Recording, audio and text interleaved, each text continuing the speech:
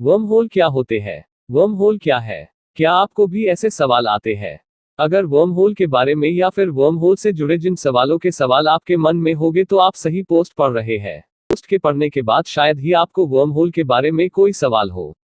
आज से कई सालों पहले सभी लोगों की सोच इस ब्रह्मांड को लेकर काफी अलग थी। पर जब से विज्ञान का जन्म हुआ है, मानो कुछ पुरानी बातों पर जैसे ताला लग गया है। जैसे पुराने जमाने में लोग कहते थे कि ऊपर आसमान में जो तारे हैं वे सभी तारे रेत के दानों जितने छोटे हैं, उन तारों में भगवान का घर है, पता नहीं क्या क्या सोचते थे। पर जब से विज्ञान ने टेलीस्कोप की सहायता ली तो हमें पता चला कि वे तारे रेत के समान नहीं बल्कि हमारे पृथ्वी ग्रह जितने विशाल है और उससे भी विशालकाय ग्रह इस ब्रह्मांड में मौजूद है। शुरू से ही ब्रह्मांड हमारे लिए एक चर्चा का विषय है। हम आज तक भी सारे ब्रह्मांड के रहस्य को नहीं जान पाए हैं। हमारे पास ब्रह्मांड को लेकर आज जितना ज्ञान है वो ज्ञान रत्ती जितना है। हम आज भी पूरी ताकत ब्रह्मांड के बारे में और जानने के लिए लगा रहे हैं। इस प्रयास में हमने कुछ महान ज्ञान को प्रकट किया है जो पहले कभी हमारे सोच से बाहर था। उसमें से एक विषय है वर्म होल के बारे में। हम में से किसी ने भी आज तक वर्म होल को नहीं देखा है। वर्म होल यह सिर्फ एक काल्पनिक कॉन्सेप्ट है जिसका सिर्फ हमने अनुमान लगाया है। तो आइए जानते हैं वर्म होल के बारे में कि आखिर वर्म होल होते क्या है। हिंदी में वर्म होल क्या है? वर्म होल क्या है? सीधी भाषा में बताया जाए तो वर्म होल एक छोटा सा रास्ता है जो दो जगहों को जोड़ता है। यहाँ दो जगहों का मतलब किसी नजदीक की जगह नहीं, बल्कि उन दो जगहों में लाखों प्रकाश वर्ष दूरी हो। यदि हम वर्म होल को पाने में सफल होते हैं तो हम अरबों खरबों की दूरी कुछ ही सेकंडों में कर सकते हैं। आपको ये सुनकर जरूर वर्म होल मजेदार लग रहा होगा, पर अभी तो शुरुआत है। कहा जाता है कि वर्म होल की मदद से हम समय यात्रा भी कर सकते हैं। जी हाँ, हम समय यात्रा भी कर सकते हैं और ये तभी मुमकिन होगा जब हम वर्म होल को ढूंढ लेंगे। वर्म होल की खोज किसने की? जैसा कि अपने वर्म होल के बारे में पढ़ा कि वर्म होल क्या होता है, इसके बाद आपके मन में एक सवाल तो जरूर आया होगा कि आखिर इस वर्म होल की खोज किसने की। मैं इस प्रश्न के उत्तर देने से पहले बता दूं कि वर्म होल आज तक किसी ने नहीं देखा।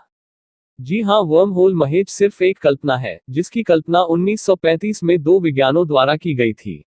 उन विज्ञानों के नाम थे एल्बर्ट आइंस्टाइन और नाथा हसन। इन्हीं दो विज्ञानों ने वर्म होल की कल्पना की थी। वर्म होल सिर्फ एक कल्पना नहीं बल्कि एल्बर्ट आइंस्टाइन ने उसे होने का दावा भी किया है। यह सच है कि आज तक हम वर्म होल को पाने में सक्षम नहीं हुए हैं, पर उन विज्ञानों ने वर्म होल के बारे में गणित के इक्वेशंस के मदद से उसे सारी दुनिया के सामने रखा था। वर्म होल के बारे में सिर्फ आपको मूवीज में नाटकीय रूपांतर में दिखाई देगा, पर ना तो असल जिंदगी में किसी ने वर्म होल देखा है, ना ही हमें महसूस हुआ है। वर्म होल कैसे काम करता है? जैसा कि आपने जाना कि वर्म होल एक रास्ता है जहां से हम करोड़ों प्रकाश वर्षों की दूरी भी कुछ मिनटों में किया जा सकता है।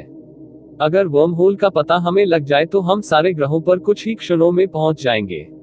लेकिन अगर हमें वर्म होल का पता भी चल जाए फिर भी हमें एंटी मैटर की जरूरत होगी।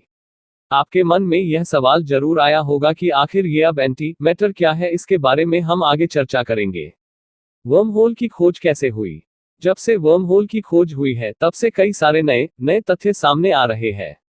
किसका मानना है कि अगर हम वर्म होल की खोज कर लेते हैं तो समय यात्रा मुमकिन है, हम आने वाले संकटों को भी दूर कर सकते हैं। पर आखिरकार वर्म होल की कल्पना कैसे आए? कैसे वैज्ञानिक यह पता कर पाए, सोच पाए कि ऐसा भी कुछ हो सकता है जिससे करोड़ों प्रकाश वर्ष के अंतर को भी चुटकियों में पर किया जा सकता है? जब 1900 सदी का दौर चल रहा था तब सभी वैज्ञानिक न्यूटन के बताए गए रास्ते पर काहल रहे थे। सारे वैज्ञानिक न्यूटन के गणित और न्यूटन के खोजे गए वस्तुओं पर हद से ज्यादा विश्वास करती थी। तब के वक्त न्यूटन ही सबसे बड़े वैज्ञानिकों में से एक थे जिन्होंने गुरुत्वाकर्षण के बारे में दुनिया को बताकर सबको हिलाकर रख दिया था। कोई भी उनके गणित के इक्वेशन से भिड़ता नहीं था। हद तो तब हुई जब न्यूटन ने गुरुत्वाकर्षण में लगने वाले बल का फॉर्मूला निकाला, और इस फॉर्मूले में उन्होंने बताया कि अगर कोई भी दो वस्तुएं ले ली जाए जिनके पास मास हो तो वे एक दूसरे को आकर्षित करती है। जिसका जितना ज्यादा मास होगा उसके तरफ सारे कम मास वाले वस्तुएं परिक्रमा लगाएगी या फिर उसके पास आकर्षित होगी। F = gm1 ² r2। इस फॉर्मूले में न्यूटन ने बता तो दिया था कि सब वस्तुएं आपस में एक दूसरे पर गुरुत्वाकर्षण बल लगाते हैं, पर न्यूटन ने यह नहीं बताया था कि वे ऐसा क्यों करते हैं। ऐसे सवाल जिसके मन में आते हैं, जैसे कि क्यों, कैसे, कब, ऐसा क्यों, तो मानो वे बच्चे बड़े होके कुछ नया निर्माण करेंगे जो सारी दुनिया को स्वीकार ना होगा। ऐसा ही एक बच्चा 1900 सदी में आया और उसके मन में भी यह सवाल आया कि आखिरकार दो मास वाली वस्तुएं आपस में गुरुत्वाकर्षण बल कैसे लगा पाती है। फिर आइंस्टाइन अपने काम पर लग गए और मानो यही से वर्महोल की उत्पत्ति हो गई थी। आइंस्टाइन ने वर्महोल का कैसे पता चलाया? जैसे ही आइंस्टाइन के मन में सवाल आया कि आखिरकार न्यूटन के गणित में जो गुरुत्वाकर्षण बल की बात हो रही है उसमें दो वस्तुएं आपस में कैसे खिंची चली आती है।